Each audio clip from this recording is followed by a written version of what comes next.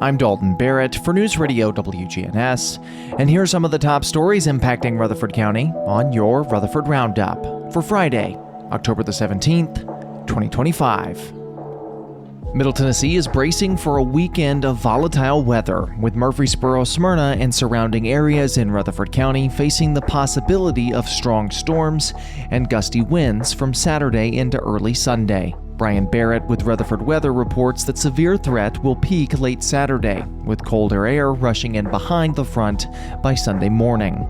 The quick temperature drop will usher in more fall-like conditions next week, with daytime highs settling in the 60s and 70s, and overnight lows potentially dipping into the 40s, even the upper 30s in some rural areas.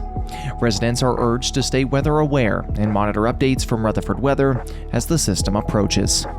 As Middle Tennessee deals with this active weather pattern, a broader issue is brewing nationwide: the impact of natural disasters on food prices.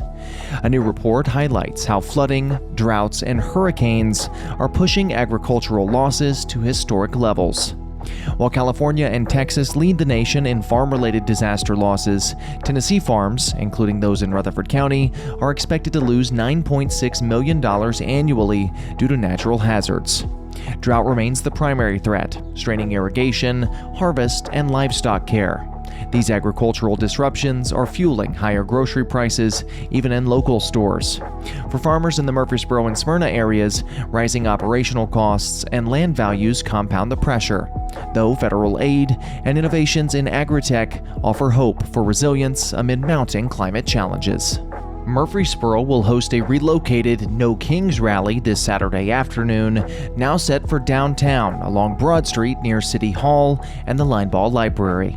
Originally planned for the Avenue, the event was moved due to scheduling conflicts in the shopping district.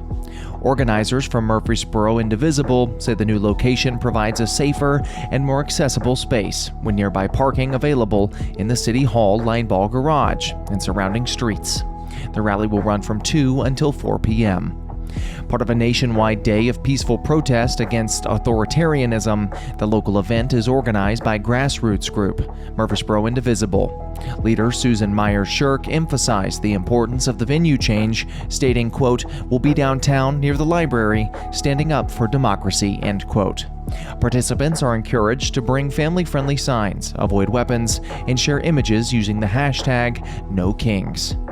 Meanwhile, in Rutherford County, Rocket Ship Public Schools Tennessee has received unanimous approval from the Tennessee Public Charter School Commission to open a new campus in the Laverne-Smyrna area. This marks Rocket Ship's 4th school in Tennessee, and its first outside of Davidson County.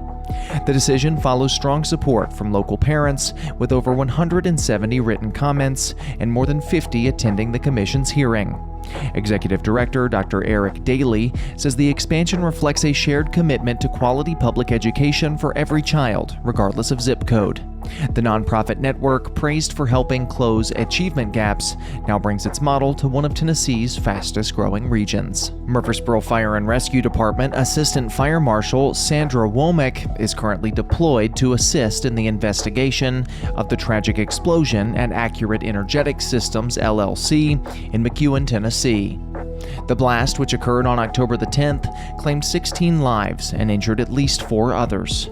MFRD Chief Mac McCluskey emphasized the department's commitment to supporting statewide emergency efforts, saying, "Our prayers are with the responders and the families affected by this horrible tragedy."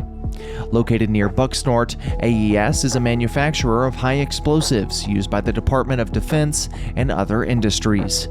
The explosion prompted a massive response from federal and state agencies, including the ATF, FBI, and DHS, though initial access was delayed due to secondary blasts.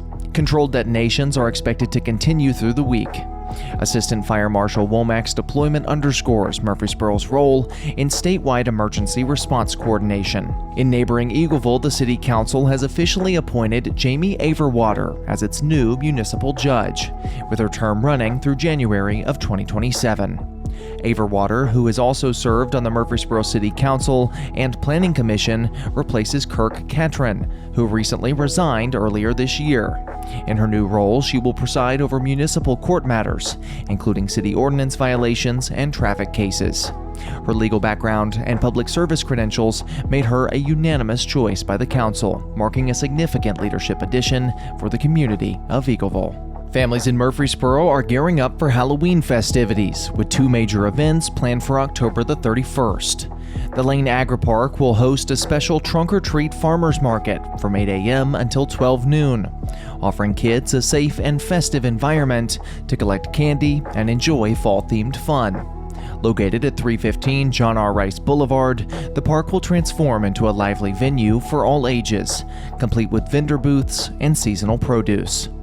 Later that afternoon, the historic downtown square in Murfreesboro will welcome thousands of trick-or-treaters between 3 and 5 p.m.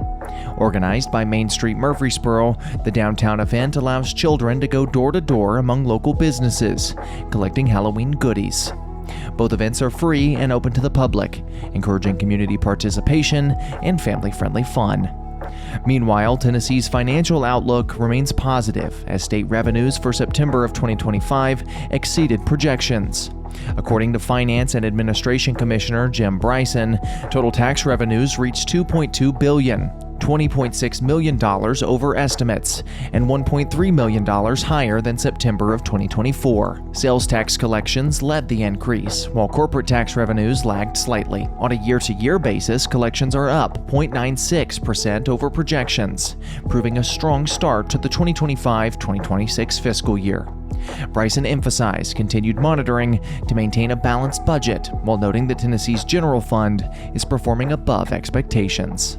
That's all for now. For updates on these and many more local news stories, be sure to check out our website, WGNSradio.com, or even follow us on social media at News Radio WGNS on Facebook and on X. If you're enjoying the show, be sure to leave a rating or a review on Spotify and iTunes, or a comment on YouTube. Maybe even share it with a friend.